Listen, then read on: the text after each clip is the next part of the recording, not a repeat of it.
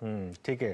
तो खेमका जी, एक बात बताइए, आपके जो इन्वेस्टर्स हैं, उस जो आपका फंड है उसमें 80% के करीब एयूएम फॉरेन इन्वेस्टर्स का है। हाँ जी, करीबन कहिए 70% 70%। करीबन तो फॉरेन। तो फॉरेन इन्वेस्टर्स का क्या व्यू है इंडिया को लेकर, क्योंकि एक एफआईआईज की लगातार सेलिंग हुई है इंडिया में। एक एक महीने का दौर आया था जिसमें शायद ईटीएफ ने थोड़ी बाइंग की थी, लेकिन अदरवाइज थोड़ी सेलिंग ही रही है इंडिया में। हालांकि सेलिंग बाकी मार्केट्स में भी रही है, तो ऐसा नहीं है कि सिर्फ इंडिया स्पेसिफिक है। लेकिन कैसे देख रहे हैं आप इस सेलिंग को? एब्सोल्युटली। सो देखिए, पहले तो अपने को ये समझना चाहिए कि जो फॉरेन ओनरशिप है इंडियन मार्केट का, जो समझो कि आज की तारीख में 20-22% या समझो $700 बिलियन का है।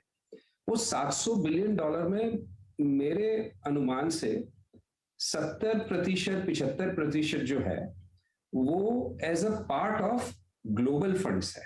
चाहे ग्लोबल इमर्जिंग मार्केट फंड हो, it's a very large asset class, या ग्लोबल इक्विटी हो, या एशिया पैसिफिक इक्विटी हो।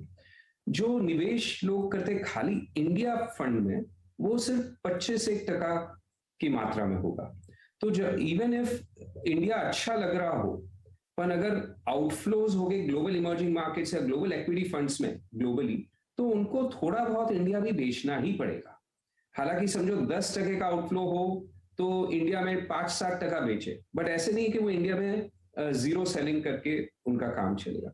तो मेजर जो सेलिंग रही है मेरे अनुमान से, ये ग्लोबल फंड्स के तहत रही है, not India specific fund. India specific fund में हो सकता है, जो हमारा एक्सपीरियंस रहा है, कि कुछ ना कुछ इनफ्लो भी हुआ हो, बट क्योंकि इंडिया स्पेसिफिक फंड सिर्फ 25% है, मात्रा उनकी छोटी है, और मेजर जो पोर्शन है वो ग्लोबल फंड्स का है, तो that ओवरवेल्म्स the India specific flows.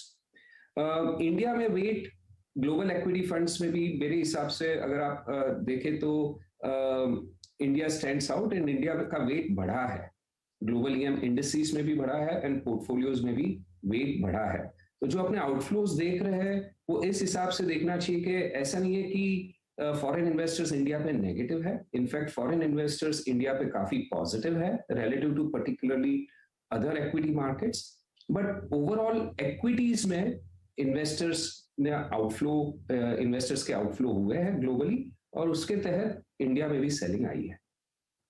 Prashant ji, अब मैं आपका एक जो डॉक्यूमेंट है उसका एक फैक्ट शीट देख रहा हूँ सितंबर की, और ये पब्लिक इन्फॉर्मेशन है, सब देख सकते हैं, डाउनलोड कर सकते हैं सब के सब। तो कोई इसमें ऐसी बात नहीं कर रहे हैं हम जो आपसे बात नहीं कर पाएंगे।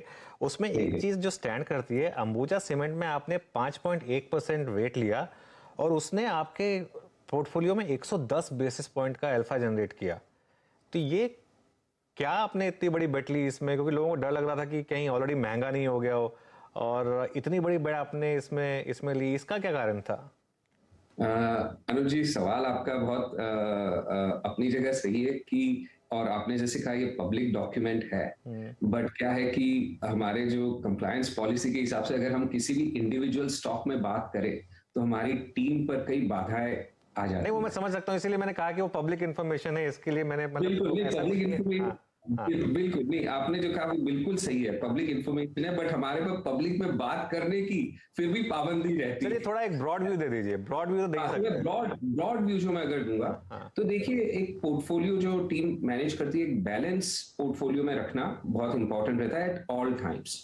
तो बैलेंस जो मैं कहूंगा उसमें कई टाइप के बैलेंस होते हैं। करेंसी को लेके बैलेंस, मार्केट का वॉलेटिलिटी या बेटा को लेके बैलेंस, और एक बैलेंस चाहिए सेक्टोरल और इकोनॉमिक साइकिल बैलेंस जिसे कह सकते हैं। उसका कहने का क्या मतलब हुआ, यानी domestic cyclicals, domestic डिफेंसिव्स, global cyclicals, global डिफेंसिव्स, ये सब पोर्टफोलियो में एक उचित मात्रा में होना जरूरी है।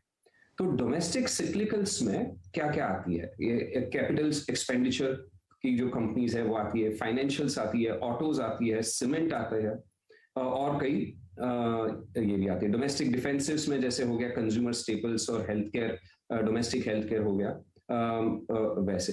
तो डोमेस्टिक सिक्लिकल्स कंपोनेंट में टीम काफी समय से सीमेंट सेक्टर पे काम कर रही थी, और सीमेंट सेक्टर में टीम के पास कोई एक्सपोजर नहीं था।